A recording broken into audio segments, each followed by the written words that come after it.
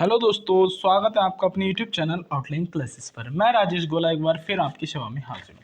तो दोस्तों, आज जैसे कि हम ग्रामीण परिवेश की क्वेश्चन सीरीज शुरू कर रहे हैं, जो कि प्रैक्टिस सेट आज जो है 1 है। क्या है दोस्तों? आज प्रैक्टिस सेट 1 है। कौन सा है? 1 है प्रैक्टिस सेट। ठीक है, जो प्रैक्टिस सेट कितना है? प्रैक्टिस सेट कितना है दोस्तों? 1 है। आज जो है सेट 1 है। ठीक है, आपको इसमें 35 क्वेश्चन मिलने वाले हैं। आपको डेली प्रैक्टिस सेट होगा। 1 से 2 दिन कभी परेशानी हो सकती है तो छुट्टी हो जाती है, वरना डेली ही मिलेगा। ठीक है, तो दोस्तों ये बहुत अच्छा है। सारे क्वेश्चन आप देखिएगा, सब क्वेश्चनों को, ये यूथ प्रकाशन के क्वेश्चन हैं।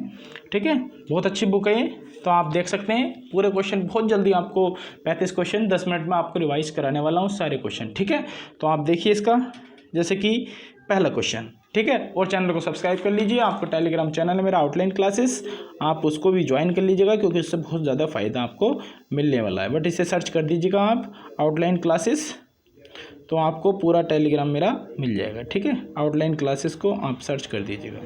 ठीक है दोस्तों,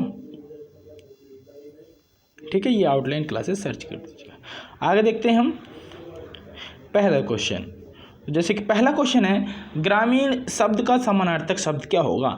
मतलब ये पूछ रहे हैं कि ग्रामीण शब्द का अर्थ क्या होगा। ग्रामवासी होगा, देहात होगा, समाज होगा, इनमें से कोई नहीं होगा। तो कौन सा होगा दोस्तों? ग्रामवासी क्या होगा? ग्रामीण शब्द का समानार्थक शब्द होगा। ठीक है, आगे देखते हैं। पारंपरिक शब्द, पारंपरिक और समान जाति से गठित समाज का क्या आशय है? मतलब जो पारंपरिक और समान जाति से गठित समाज होता है वो क्या कहलाता है? लोक समाज कहलाता है, ग्राम समाज कहलाता है, व्यक्ति कहलाता है, या फिर उर कहलाता है? दूसरे का कौन सा आंसर हो जाएगा दोस्तों? ये हो जाएगा लोक समाज। क्या हो दोस्तों? लोक समाज कहलाता है। ठीक है, आंसर कौन सा हो जाएगा? A option. आगे देखते हैं। कृषक या आंशिक संस्कृति सहित, कृषक या आंशिक संस्कृति सहित आंशिक समाज है, यह कथन किसका है? कृषक आंशिक संस्कृति सहित आंशिक समाज है, यह कथन किसका कहा हुआ है? वेबर का, मिल का, क्रोबर का, या फिर स्टालिन का? तो कौन से का कहा हुआ? तीसरे का सी आंसर है। किसका है दोस्तों? क्रोबर का। किसका कहा हुआ? ये क्रोबर का। क्रोबर ने कहा था कृषक आंशिक संस्कृति सहित आंशिक समाज है। Option number C. आगे देखते हैं। विकासवादी शहर की अवधारणा का संबंध किससे है? विकासवादी शहर की अवधारणा का संबंध किससे है? आपको बताना है। रैमजे मेयोर से, गोलमिक से, या फिर गॉडगिल से, रॉबर्ट रेडफील्ड से? तो विकासवादी शहर की अवधारणा का संबंध किससे है? आपको बताना है। जो रॉबर्ट रेडफील्ड हैं, ये किससे है दोस्तों? इन्होंने कहा था विकासवादी शहर की अवधारणा का संबंध इनसे है। ठीक है, आगे देखते हैं। आप ऐसे भी याद कर सकते हैं, जहाँ पर तो रेड फील्ड होगी ना, वहाँ पर विकास हो रहा होगा। आप जैसे कि रेड एरिया होता है एक, है ना, रेड फील्ड आप बोल सकते हैं। जहाँ पर रेड फील्ड का मतलब जो आपकी गाड़ी होती है ना, बाइक जो होती है बुलेट, तो उससे आप याद कर सकते हैं लॉजिक से। ठीक है, तो गाड़ी किसके, जो आपकी गाड़ी होगी, जो जिसको क्या बोलते हैं, अरे याद नहीं आ रहा है। ठीक है, चलो बता देंगे आगे। आगे देखते हैं। ग्रामों की आबादी का आधार पर, ग्रामों की आबादी का आधार पर इन्हें कितनी श्रेणियों में विभक्त किया गया? मतलब ग्रामों की, आपको पूछ रहा है कि आबादी के आधार पर ग्रामों को कितने भागों में बांटा गया है। तो कितने भागों में दोस्तों? 3 भागों में बांटा गया है। आगे देखते हैं। वर्ष 2011 की जनगणना के अनुसार भारतीय आबादी का कितना प्रतिशत भाग ग्रामीण क्षेत्र में निवास करता है? आपको बताना है 2011 की जो जनगणना हुई थी उसके अनुसार भारतीय आबादी का कितना प्रतिशत भाग निवास करता है? कहाँ? गांवों में। तो क्या हो जाएगा? ऑप्शन नंबर ए हो जाएगा इसका। 68.84 भाग गांवों में निवास करता है। आगे देखते हैं। संयुक्त राज्य अमेरिका, है ना, संयुक्त राज्य अमेरिका जनगणना ब्यूरो के अनुसार किस आधार पर ग्रामीण समुदाय को परिभाषित किया गया है? संयुक्त राज्य जनगणना ब्यूरो के अनुसार किस आधार पर ग्रामीण समुदाय को परिभाषित किया गया है? 7 का क्या है? जीवन स्तर और जनसंख्या घनत्व के आधार पर, जीवन स्तर और जनसंख्या घनत्व के आधार पर, या फिर जीवन स्तर और जनसंख्या का आधार पर, जनसंख्या का आकार और जनसंख्या घनत्व के आधार पर, इनमें से कोई नहीं। तो किसके आधार पर किया गया दोस्तों? सी ऑप्शन, जनसंख्या का आकार और जनसंख्या घनत्व के आधार पर किया गया है ग्रामीण समुदाय को परिभाषित। ठीक, आगे देखते हैं। वर्ष 2011 की जनगणना के अनुसार ग्रामों की सर्वाधिक जनसंख्या किस राज्य में है? दोस्तों इसके दो ही ऑप्शन हैं, बट मैं आपको बता दूंगा। जो 2011 की जनगणना के अनुसार जो ग्रामों की संख्या है सर्वाधिक कहाँ पर है इसकी, तो आपको बताना है कहाँ पर है दोस्तों, उत्तर प्रदेश। एक ऑप्शन सी जोड़ लीजिएगा इसमें, यूपी। तो यूपी में सर्वाधिक ग्रामों की संख्या है। ठीक, आगे देखते हैं। भारत के संविधान के किस अनुच्छेद के अंतर्गत अनुसूचित जातियों का प्रावधान किया गया है? आपको बताना है भारत का जो संविधान है उसमें किस अनुच्छेद के अंतर्गत अनुसूचित जातियों का प्रावधान किया गया है। 342 में, या फिर आपका किया गया है 340 में, 300 में, या फिर 330 में। तो आंसर क्या होगा दोस्तों, 342 में अनुसूचित जनजातियों का वर्णन किया गया है। आगे देखते हैं। कृषकों से अर्ध समाज बनता है। कृषकों से या किसानों से अर्ध समाज बनता है, यह कथन किसका कहा हुआ है? आपको बताना है। क्रोवन ने कहा था, जॉर्ज फॉस्टर ने कहा था, रॉबर्ट रेडफील्ड ने कहा था, या फिर मिल्टन सिंगन ने कहा था। तो किसने कहा था दोस्तों? जॉर्ज फॉस्टर ने कहा था। कृषकों से अर्ध समाज बनता है। कृषक कहाँ रहते हैं? फॉरेस्ट। आप इससे फॉस्टर से क्या कर सकते हो? फॉरेस्ट कर सकते हो। फॉरेस्ट माने जंगल। तो कृषकों का जो सबसे अधिक काम पड़ता है कहाँ पड़ता है? जंगलों में। तो किसने कहा होगा? जॉर्ज फॉस्टर ने। फॉस्टर का मतलब जॉर्ज फॉरेस्ट कर लो आप, ठीक है, ऐसे याद रहेगा। आगे देखते हैं। जब शहर में अलग अलग लोग आकर बसते हैं, तो इन्हें किस तरह के शहर कहते हैं? जब किसी शहर में लोग कहीं दूर से, किसी और दूसरे शहर से, गांवों से आकर लोग बसने लगते हैं, तो इसको क्या कहा जाता है? आपको ये बताना है। समजातीय शहर, सामान्य शहर, विजातीय शहर, या फिर इनमें से कोई नहीं। अब दोस्तों अलग अलग जाति के लोग आएंगे, जब अलग अलग जाति के होते हैं तो उनके क्या कहते हैं? विजातीय। तो क्या कहेंगे उसको? विजातीय शहर। आगे देखते हैं। भारत में जनगणना कितने वर्षों के अंतराल में की जाती है? भारत में जो जनगणना है वो कितने वर्षों के अंतर्गत की जाती है, आपको बताना है। 10 वर्ष के अंतर्गत, 15 वर्ष के अंतर्गत, 5 वर्ष के अंतर्गत, या फिर 20 वर्ष के अंतर्गत। तो दोस्तों कितने वर्ष के अंतर्गत की जाती है जनगणना, आपको बताना है। तो आंसर क्या हो जाएगा इसका? 10 का ए ऑप्शन। जो 10 वर्ष के अंतराल पर भारत में जनगणना की जाती है। ठीक, आगे देखते हैं। भारत में सर्वप्रथम जनगणना कब की गई थी? भारत में जो सर्वप्रथम जनगणना है वो कब की गई थी? 1870 में की गई थी, 1872 में की गई थी, या फिर 1875 में की गई, या 1880 में की गई थी? कब की गई थी तो आपको बताना है। तो 1872 में सबसे पहले जनगणना की गई थी। किसके समय में? वो भी लॉर्ड मेयो के समय में। ठीक है, आगे देखते हैं। भारत में नियमित रूप से किस वर्ष से जनगणना की जा रही है? आपको बताना है भारत में नियमित रूप से किस वर्ष से जनगणना की जा रही है। 1881 से, 1880 से, 1882 से, या फिर 1875 से? तो किस वर्ष से की जा रही है दोस्तों? 1881 से भारत में नियमित रूप से जनगणना की जा रही है। कब से? 1881 से। आगे देखते हैं। वर्ष 2011 की जनगणना के अनुसार भारत का लिंगानुपात कितना है?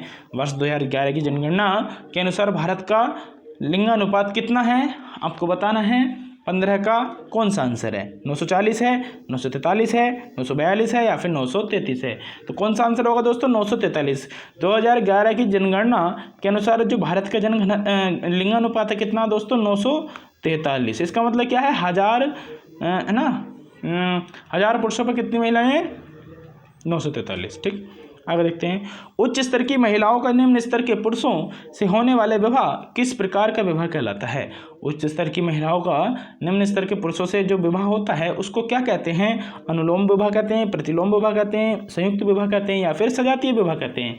तो क्या कहते हैं दोस्तों इसको कहते हैं प्रतिलोम विवाह। जब दोस्तों उच्च स्तर की जो बड़े घर की जो महिलाएं होती है छोटे गरीब लड़कों से शादी कर लेती हैं तो उसको कहते हैं प्रतिलोम विवाह। अगर जो छोटे घर के परिवार की लड़कियां हैं अमीर घर के लड़कों से शादी कर लेती हैं तो वो कहलाता है दोस्तों अनुलोम विवाह। ठीक, आगे देखते हैं। 12वीं सदी में लिखित पुस्तक मिताक्षर किस विधि से संबंधित है? 12वीं सदी में एक पुस्तक लिखी गई थी मिताक्षर, ये किस विधि से संबंधित है? हिंदू विधि से, मुस्लिम विधि से, ईसाई विधि से, या फिर इनमें से कोई नहीं? तो किससे संबंधित है दोस्तों? ये हिंदू विधि से संबंधित है। किससे दोस्तों? हिंदू विधि से संबंधित है। ठीक है, तो ऑप्शन नंबर ए ठीक हो जाएगा। आगे देखते हैं। विश्व में सबसे बड़ा दूध उत्पादक देश कौन सा है? आपको बताना है विश्व में सबसे बड़ा दूध उत्पादक देश कौन सा है? अमेरिका, भारत, डेनमार्क, या फिर चीन? तो कौन सा दोस्तों सबसे बड़ा? यह है भारत। भारत जो है विश्व का सबसे बड़ा दूध उत्पादक देश है। आगे देखते हैं, विश्व बैंक द्वारा किस आधार पर निर्धनता का अनुमान लगाया गया है? विश्व बैंक के अनुसार आधार पर निर्धनता का अनुमान लगाया गया है प्रति व्यक्ति आय के द्वारा, पूंजी उत्पाद अनुपात के द्वारा, क्रय शक्ति क्षमता के अनुसार या फिर सकल घरेलू उत्पाद के अनुसार। किसके अनुमान लगाया, किसके आधार पर? आपको बताना है 19 का सी, जो क्रय शक्ति क्षमता है, क्रय शक्ति क्षमता है, इसके आधार पर निर्धनता का अनुमान लगाया गया है। वो भी किसने लगाया है? वर्ल्ड बैंक ने, मतलब विश्व बैंक ने। आगे देखते हैं, वर्ष 1871 में प्रकाशित पुस्तक, 1871 में एक पुस्तक आई थी, poverty and un British rule in India. ये किसके द्वारा लिखी गई थी? दादा भाई नौरोजी के द्वारा, एडम स्मिथ के द्वारा, बाल गंगाधर तिलक के द्वारा या गोपाल कृष्ण गोखले के द्वारा? किसके द्वारा लिखी गई थी दोस्तों? दादा भाई नौरोजी के द्वारा। आगे देखते हैं, वर्ष 1901 से वर्ष 2001 तक की आबादी की कितने चरणों में विभाजित किया गया है? आपको बताना है, जो 1901 से 2001 तक की जो आबादी है, इसको कितने चरणों में विभाजित किया गया है? 21 का 4 में, या फिर 5 में, या फिर 6 में, या फिर 3 में? तो कितने में किया गया दोस्तों? 4 चरणों में विभाजित किया गया। 1901 से लेकर 2001 तक की जो जनसंख्या आबादी है, उसको कितने चरणों में? 4 चरणों में विभाजित किया गया है। आगे देखते हैं, भारत में सर्वाधिक लिंगानुपात किस राज्य में पाया जाता है? भारत में सर्वाधिक लिंगानुपात किस राज्य में पाया जाता है? उत्तर प्रदेश में, कर्नाटक में, केरल में, या फिर बंगाल में, पश्चिम बंगाल में? तो किस में पाया जाता है दोस्तों सर्वाधिक लिंगानुपात? केरल में। केरल में क्या पाया जाता है दोस्तों? सर्वाधिक लिंगानुपात पाया जाता है। आगे देखते हैं, मानवीय समाज का आधार निम्न में से किसे कहा गया है? मानवीय समाज का जो आधार है, निम्न में से किसे कहा गया है? गांव को, नगर को, समुदाय को, या फिर परिवार को? किसको कहा गया है दोस्तों? 23 का डी आंसर, परिवार को कहा गया है। मानवीय समाज का जो आधार है वो किसको कहा गया है? परिवार को कहा गया है। आगे देखते हैं, अंतर्राष्ट्रीय समुदाय द्वारा संयुक्त राष्ट्र के माध्यम से कितने सतत विकास लक्ष्यों की योजना शुरू की गई है? आपको बताना है कितने सस्टेनेबल डेवलपमेंट गोल हैं, कितने दोस्तों? हमारे 17 हैं। कितने दोस्तों? 17 गोल हैं। आगे देखते हैं, 21 दिसंबर 2021 को लोकसभा में बाल विवाह निषेध संशोधन विधेयक 2021 पेश किया गया, जिसके अनुसार महिलाओं के विवाह की आयु कितने वर्ष की गई? 22 वर्ष, 25 वर्ष, 21 वर्ष, या फिर 20 वर्ष? तो महिलाओं की जो 21 दिसंबर 2000, बहुत अच्छा क्वेश्चन है, ये बहुत ज़्यादा अच्छा क्वेश्चन है दोस्तों, बहुत ज़्यादा। 21 दिसंबर 2021 को लोकसभा में बाल विवाह निषेध संशोधन विधेयक 2021 पेश किया गया। इसके अनुसार जो महिलाएँ हैं उसकी कितनी उम्र जो है, आयु है, कितने वर्ष की गई है? तो आपको बताना है कितनी है दोस्तों? 25 का सी आंसर है। 21 वर्ष आपकी कर दी गई है। पहले 18 थी, पुरुषों की 21 थी, लेकिन अब कितनी कर दी गई है? महिलाओं की 21 वर्ष। आगे देखते हैं, ग्रामीण परिवार की विशेषता निम्नलिखित में से कौन सी है? आपको बताना, जो ग्रामीण परिवार होता है उसकी विशेषता कौन सी है? संयुक्त परिवार, कृषि व्यवसाय, अनुशासनबद्ध परिवार? तो दोस्तों क्या होगा इसका आंसर? डी होगा। ग्रामीण में सभी पाए जाते हैं, संयुक्त परिवार भी पाया जाता है, कृषि व्यवसाय भी पाया जाता है, अनुशासनबद्ध परिवार भी पाया जाता है। आगे देखते हैं, भारत में संयुक्त परिवारों की सर्वाधिक संख्या कहाँ मिलती है?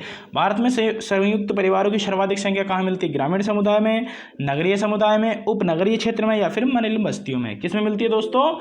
आपको पता होना चाहिए, ग्रामीण समुदाय में सर्वाधिक संयुक्त परिवार की संख्या मिलती है। ठीक, आगे देखते हैं, ग्रामीण समाज से संबंधित है। ग्रामीण समाज से संबंधित है 4 ऑप्शनों में से कौन सा? परिवर्तन, नियम शून्यता, गतिशीलता, या फिर कृषि? तो कौन सा संबंधित है दोस्तों? 28 का कौन सा हो जाएगा? 28 का डी ऑप्शन हो जाएगा। कृषि जो है ग्रामीण समाज से संबंधित है। क्या? कृषि। आगे देखते हैं, ग्रामीण समाज निम्नलिखित में से किसका द्योतक है? विश्वसनीयता का, जटिलता का, या फिर समग्रता का, या फिर सरलता का? किसका द्योतक है दोस्तों? आपको बताना है 29 का डी। किसका? सरलता का द्योतक है। किसका दोस्तों? सरलता का द्योतक है। आगे देखते हैं, ग्रामीण क्षेत्र किस प्रकार के समाज के अंतर्गत आता है? ग्रामीण क्षेत्र जो है किस प्रकार के समाज के अंतर्गत आता है? व्यक्तिगत समाज के, परंपरागत समाज के, या फिर आर्थिक समाज के, या फिर सांस्कृतिक समाज के? किसके अंतर्गत आता है दोस्तों?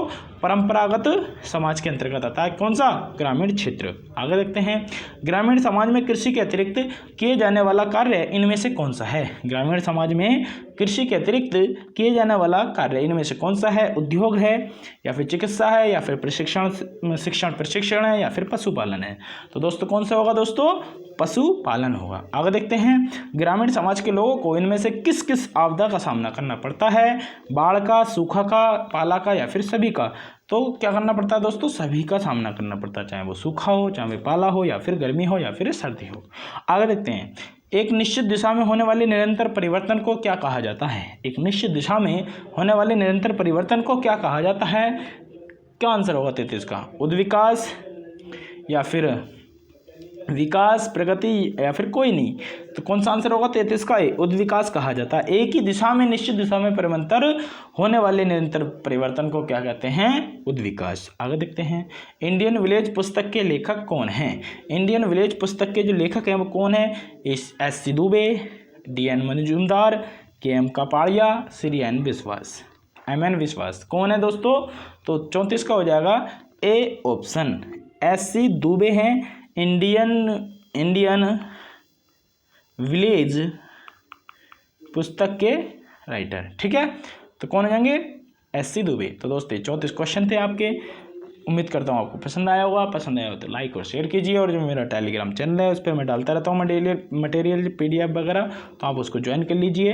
जो कि इसका आप टेलीग्राम पर जाकर बस सर्च करना, क्या बस एक ही नाम सर्च करना है, आउटलाइन और क्लासेस, है ना, आउटलाइन क्लासेस सर्च करना है, आपको मिल जाएगा। ठीक, तो आज के लिए इतना ही। जय हिंद, जय भारत।